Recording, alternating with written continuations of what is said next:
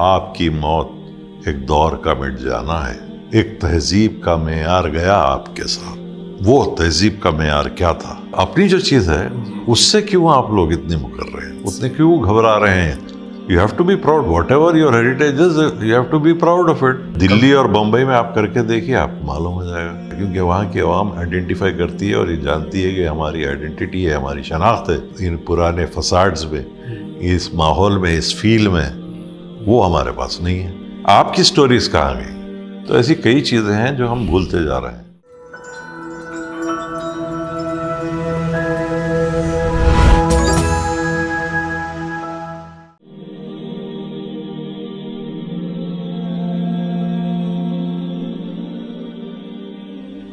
नाजरीन, welcome back. हमारी गुफ्तगू जारी रखेंगे। सर हमने ब्रेक से पहले यूनेस्को के बारे में और फिर हैदराबाद के मॉन्यूमेंट्स के बारे में, फिर इंटैक के रोल के बारे में हमने बात की थी। अगर हम हैदराबाद को सामने रखें और ये देखें कि अगर हेरिटेज में, यूनेस्को हेरिटेज के हिसाब से ये सिलेक्ट होता है, तो इससे क्या बेनिफिट होते हैं? नहीं, बेनिफिट तो बहुत होते हैं। देखिए, एक तो वर्ल्ड आप टूरिज्म मैप पे आ जाते हैं। लोग कभी बाहर से आते हैं तो पहले देखते हैं कि हेरिटेज साइट कहाँ है, कौन सी है, हेरिटेज मॉन्यूमेंट कहाँ है। तो वो एक खुद अपना वो है, प्रेस्टीज हो जाता है, उससे लोग जो है अट्रैक्ट होके आते हैं। अगर आप हुमायूं का मकबरा देखें, मैं समझता हूँ यूनेस्को के अवार्ड हेरिटेज साइट डिक्लेयर होने से पहले और बाद जो लोग वहाँ आ रहे हैं उनकी तादाद देखें तो आपको समझ में आ जाएगा। मैं समझता हूँ 10-15 गुना जो है बढ़ गया ये वो। तो उससे जो है आपके रेवेन्यूज़ बढ़ते हैं, और रेवेन्यू आने से जो है आप और बेहतर देखभाल करते हैं अपने इमारतों की। और न सिर्फ इमारत, न सिर्फ ये आसार क़दीमा इससे बेनिफिट होते हैं, बल्कि जनरली आपका पॉपुलेशन टूरिज़्म से बेनिफिट होता है। आमतौर पे जो है सुना जाता है कि कोई साहब कहते हैं कि हैदराबाद को दुबई बनाना चाहिए, या कोई प्रॉमिस करता है कि सिंगापुर बना देंगे।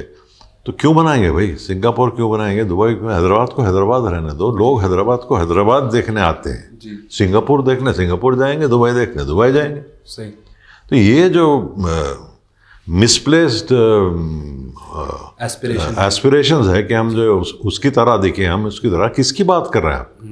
उस हैदराबाद की बात कर रहे हैं जिसके बारे में ज़ुबैर रज़वी ने कहा, कहत मुसाफिर उत्तर का जो शहरों शहरों घूमा, दिल्ली देखी, बम्बई देखी, कलकत्ता भी देखा, विंध्याचल की गोद में लेकिन दक्कन देश है ऐसा, जो आया एक बार यहाँ वो वापस फिर न लौटा। यहाँ दक्कन की मुराद ने हैदराबाद दक्कन से था, और शहर उसका मरकज था। तो ये जज्बात दुनिया रखती है आपके बारे में। ऑलरेडी एग्जिस्टिंग आपका एक अपील है, आप उसको तबाह करके दुबई क्यों बनाना चाहते हैं? फिर ये सिलेक्शन के में जो अड़चने आती हैं, वो क्या अड़चने हैं और उसको कैसा ओवरकम करना चाहिए? अब इसमें दो बातें हैं भाई। एक, अगर आप मुझे बहैसियत सज्जाद शायद हैदराबादी पूछ रहे हैं तो मैं अलग जवाब दूंगा, और अगर आप मुझे इंटैक के को कन्वीनर की तरह पूछ रहे हैं तो वो अलग बात है। फिलहाल मैं आपसे अपनी ज़ाती राय ज़ाहिर कर रहा हूँ, इससे कोई इंटैक का कोई दखल नहीं है, ना और किसी का है। मेरी ज़ाती राय यह है कि तबाही इतनी हो चुकी है हैदराबाद में, क्या वो वर्ल्ड हेरिटेज सिटी बनना मुश्किल है। मेरी ज़ाती राय है, हो सकता मैं गलत हूँ, लेकिन वर्ल्ड हेरिटेज साइट, सिटी नहीं बनेगा। साइट बनने के लिए गोलकुंडा और गुम्बदान को अगर मिला लें आप, तो वो इलाका, और उसमें कुछ इंटरवेंशन करना पड़ेगा। कुछ चीज़ें जो बन गई हैं, कुछ लैंड ग्रैबिंग हुई है, कुछ इलीगल कंस्ट्रक्शन जो है, इनको अगर आप कंट्रोल कर लें और वो बफर जोन बना लें, तो यहाँ मुमकिन है कि आप इसको वर्ल्ड हेरिटेज साइट बना लें, जैसे हुमायूं का मकबरा है।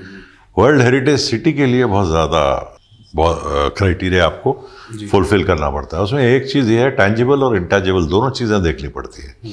अफसोस की बात यह है कि हमारे लोग जो है टैंजिबल को तो समझ गए। टैंजिबल वो चीज़ जिसको आप छू सकते हैं, इमारतें हैं, पेंटिंग्स हैं, स्कल्पचर है। लेकिन इंटैंजिबल हैदराबाद के बारे में क्या कर रहे हैं, जिसे हम महसूस करते हैं, वो गायब हो रहा है। हमारी ज़बान बदल रही है, हमारा लिबास बदल रहा है, हमारा रहन सहन बदल रहा है, हमारे हर चीज़ बदल रही है। जैसे राशिद अज़हर ने अपने वालिद के इंतकाल पे एक नज़म कही थी, उसका एक बंद है, आपकी मौत एक दौर का मिट जाना है, एक तहजीब का मेयार गया आपके साथ। वो तहजीब का मेयार क्या था? और वो दौर मिटा। इमारतें तो पूरी, चार मीनार उनकी इंतकाल से पहले भी था, बाद में भी था, बाकी की पूरी इमारतें वैसी ही थी, लोग भी थे। तो क्या ख़त्म हुआ? किस चीज़ की बात कर रहे हैं राशिद आज़म? उस चीज़ की बात कर रहे हैं जिसे आप महसूस कर सकते हैं, जो इंटेंजिबल पार्ट है। तो अब वो बहुत, उसका स्कोप बहुत बढ़ जाता है। फिर आप ये बताइए, कोई एक स्ट्रेच हैदराबाद का जो महफूज रहा हो।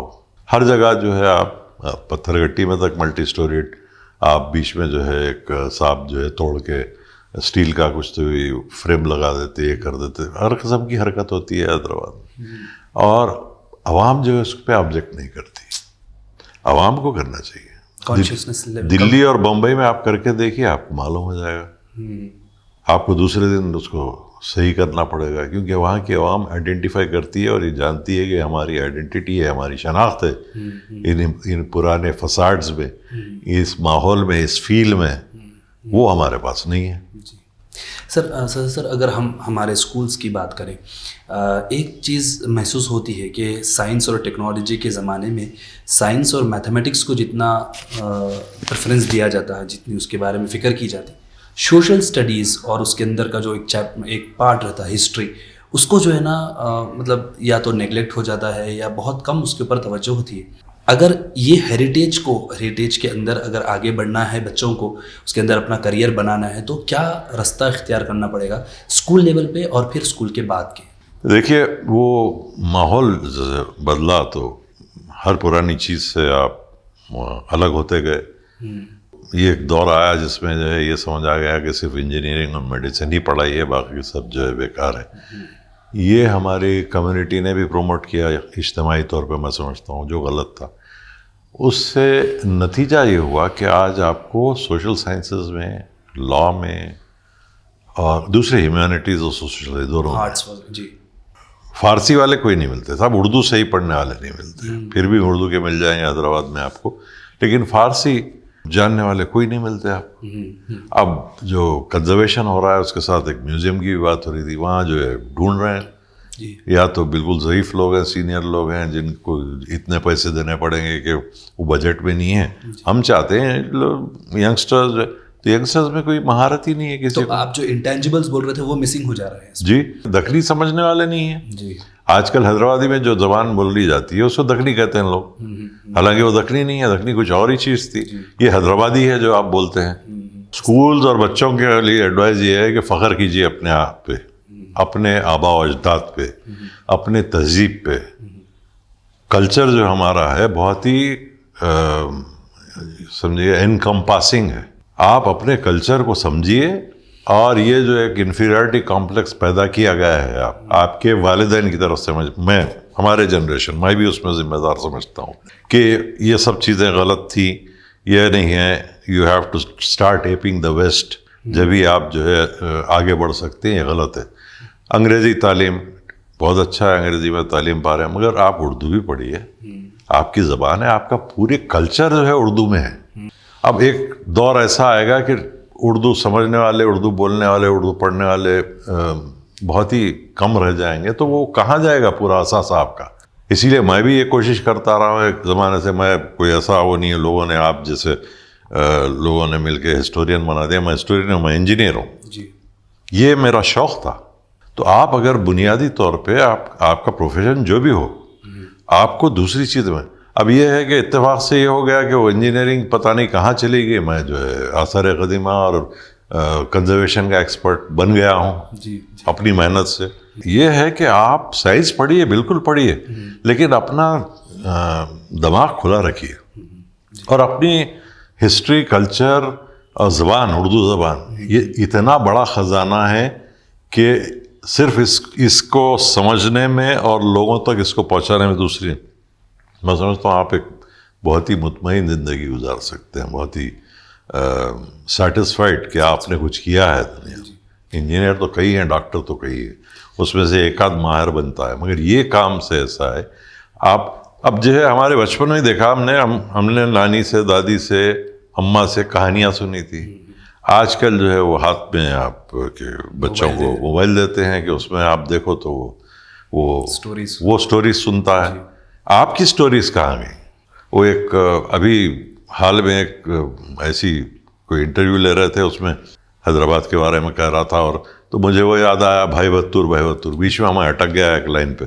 अब वो ऑडियंस में मैं समझता हूँ थे 60-70 लोग तो थे होंगे, किसी को याद नहीं आया मैं जो एक लाइन उसमें भूल गया। दूसरे दिन कई लोग मुझे मेल करे, वो करे कि ये था ये है। देखा हाँ याद है, मगर जब याद आना चाहिए था। वो अफसोस ये है कि वो जब जो लोग मौजूद थे उनको याद नहीं आ रहा था। तो ऐसी कई चीज़ें हैं जो हम भूलते जा रहे हैं। भाई आपकी शनाख्त हैदराबादी की है, आपकी ज़बान से होती है, आपके पहनावे से होती है। वो मैं उस पर नहीं जाऊँगा, तफसील लंबी हो जाएगी कि किस किस्म की शेरवानी और पजामे आजकल नज़र आ रहे हैं मुझे, जो अजीब हैं, जो कभी हैदराबाद में पहने नहीं गए। तो वो अलग बात है, सब खान पान है, ये चीज़ें हैं। अब जो है आप पिज़्ज़ा और बर्गर ज़्यादा खा रहे हैं हमारे बच्चे, मगर खाइए, बहुत अच्छी चीज़ है, क्योंकि हैदराबादियों का ये रहा है कि अच्छे खाने की चीज़ जो भी रही उसको अपना लिए, उसमें थोड़ा खट्टा मिला लेके अपना कर लिया उसको, वो अलग बात है। मगर ये है कि अपनी जो चीज़ है उससे क्यों आप लोग इतने मुकर रहे हैं, उतने क्यों घबरा रहे हैं? You have to be proud, whatever your heritage is, you have to be proud of it. Sir एक आखिरी सवाल, आपका जो ट्रांजिशन है या ट्रांसफॉर्मेशन है इंजीनियर से फिर अपने आसार ख़दीमा, इसके अंदर आप अपनी पर्सनालिटी के अंदर क्या डिफरेंस महसूस करें हैं? दुनिया को देखने का, ज़िंदगी देखने का नज़रिए में क्या तब्दीली आई है? मैं समझता हूँ पैदाइशी जो है हेरिटेज लवर था जी, वो इत्तेफाक हुआ कि वालिदैन दोनों दक्कनी के माहिरीन थे, तो वालिद साहब के साथ भी जो है पूरे दक्कन का, और वालदा क्योंकि ख़ानदान कर्नाटक की तरफ से था, तो कई जगह घूम घामते थे और पुरानी इमारतों के बीच ही पले बढ़े। तो एक लगाव, एक मोहब्बत सी हो गई थी इन आसार क़दीमा से, और हमेशा ये एहसास होता था कि भाई इतनी खूबसूरत चीज़ें, उनको बचाना चाहिए, उनको महफूज करना चाहिए। अब प्रोफेशनल लेवल पे क्योंकि रस्म दुनिया जो है वो इंजीनियर और डॉक्टर बनने की हो चुकी थी हमारे वक्त तक, तो बनना पड़ा, नो रिग्रेट्स फॉर दैट। मगर ये है कि मुझे जब समझ में आया कि इंजीनियर होते हुए भी मैं हेरिटेज का काम कर सकता हूँ। पहले डॉक्यूमेंटेशन शुरू किया, पुरानी इमारतों में क्या खराबी है, क्या मरम्मत होना है, कैसे हो रहा है। तो टेक्निकल, आप ये है कि टेक्निकल नॉलेज के बगैर आप कंजर्वेशन नहीं कर सकते कोई भी चीज़ का। और कंजर्वेशन सिर्फ इमारतों का नहीं है, पेंटिंग्स का कंजर्वेशन है, पेपर का कंजर्वेशन है। तो ये फील्ड बहुत वाइड है। जो काम एनालिसिस होता है उसमें केमिस्ट इन्वॉल्व होते हैं, उसमें आर्कियोलॉजिस्ट इन्वॉल्व होते हैं, उसमें पैलेटोलॉजिस्ट इन्वॉल्व होते हैं, उसमें हर किस्म का। अब जैसे कुतुबशाही गुंबदों में अब दरख्त लगा दिए गए, पुरानी कौन सी स्कीम आती है गवर्नमेंट के, लाके 1000 दरख्त लगा देते हैं, वो भी फॉरेन। हमने ये कोशिश की है, जो अब हैं दरख्त उनको तो कुछ नहीं कर सकते, लेकिन हमने ये पॉलिसी बनाई कि आज के बाद जो भी वह नया दरख्त लगाया जाएगा वो वही होगा जो इस एरिया का हो, या किसका जिक्र किसी कुतुबशाही तस्करे में हो कि इस इलाके में था। तो हमने ऐसे 32 के करीब का तो जिक्र, एक तेलुगु की पोएम है अमीन खां पे, यहाँ के एक अमीर थे गोलकुंडे के, जो पटनचेरू में अमीनपुर उन्होंने आबाद किया। अमीनपुर लेक भी है, आप वाकिफ़ होंगे। अमीन खां की तारीफ़ में जो है एक पुरागंटी तेलंगाना शायर हुआ करते थे तेलंगाना के, उन्होंने उनकी तारीफ़ लिखी है, तो उसमें उनके बाग की तारीफ़ लिखी है। वो बाग में 23 ऐसी वैरायटीज़ हैं जो हमको उसके अलावा कहीं और नहीं मिलती थी। जिक्र मिलता था लेकिन ऐसा नहीं कि यहाँ है। उन्होंने कहा पटनचेरू के इस बाग में ये चीज़ें हैं। अब उसमें हमको हैरत हुई कि उसमें अनानास का भी जिक्र है। अब अनानास देखा जाए तो 20 साल भी नहीं हुए थे उसको इंट्रोड्यूस होके हिंदुस्तान में, और वो पटनचेरू में उग रहा है। अंगूर का जिक्र है, जबकि हमको ये ख्याल था कि सिर्फ वो बीच में 1970 के आसपास वो अंगूर की काश्त हुई, वनाबशाही ज़्यादा होने लगा तो जब भी हुई होगी। हमको ये पता चलता है उस पोइट्री से कि उस ज़माने में हमको दखनी शायरी में और ये जो तहरीरें हैं उस ज़माने की और जो मैन्युस्क्रिप्ट्स हैं उससे हमको ज़िंदगी के हर पहलू पे हमको रोशनी पड़ती है कि क्या क्या होता था हैदराबाद में या दक्कन में। तो ये अहमियत है जिसको जो है आपको यहाँ लाना है। मुझे चूँकि इंजीनियरिंग में था, उसके बाद ये शौक़ था, उर्दू पढ़ी थी एज अ सेकेंड लैंग्वेज ही सही, उर्दू का माहौल था। तो मैं जब इसमें आया तो मुझे एक शौक़ हुआ, पहले मैं उर्दू अदब की तरफ गया, फिर दखनी की तरफ गया, क्योंकि वालिदैन ने जो लिखा था वो पढ़ रहा था, तो उसके बाद एक उससे टेस्ट डेवलप हुआ। तो फिर मैं दखनी शायरी पढ़ने लगा, दखनी शायरी पे लिखने लगा, अपने कल्चर पे, अपनी ज़बान पे, विरासत पे, इन्हीं चीज़ों पे आमतौर पे लिखता हूँ। और मेरी कोशिश यही है, और मकसद मेरा यही है कि ये चीज़ें जो मुझे सुनाई गई हैं, ओरल ट्रेडिशंस, कहानियाँ, ये और ये चीज़ें जो मैं पढ़ता हूँ, जो आजकल उर्दू नहीं पढ़ रहे हैं तो कुछ किसी को मालूम ही नहीं है, ये मैं अगले जनरेशन तक पहुँचाऊँ। सर आपके वक्त के लिए और आपके गाइडेंस के लिए हम आपके बेहद मशकूर है। जज़ाकल्लाह। नहीं, शुक्रिया बहुत बहुत आपका। It was a pleasure being with you. Thank you sir. तो नाजरीन, आज की गुफ्तगू से कुछ अहम बातें सामने आई हैं। पहली बात हमने ये देखा कि हेरिटेज से ताल्लुक़ रखने की वजह से अपनी आइडेंटिटी, अपनी जो रूट्स है, उससे ताल्लुक़ मजबूत होता है, पहली बात। दूसरी बात हमने ये देखा कि यूनेस्को का अगर सिलेक्शन होता है, चाहे वो सिटी के लिए हो या साइट के लिए हो, इसकी वजह से आपकी सिटी और आपका साइट वर्ल्ड टूरिज़्म मैप पर आ जाएगा, जिसकी वजह से लोकल पॉपुलेशन को बहुत ज़्यादा हेल्प होगी, रिकग्निशन मिलेगा, उनका ज़रिए माश के अंदर उनकी हेल्प होगी।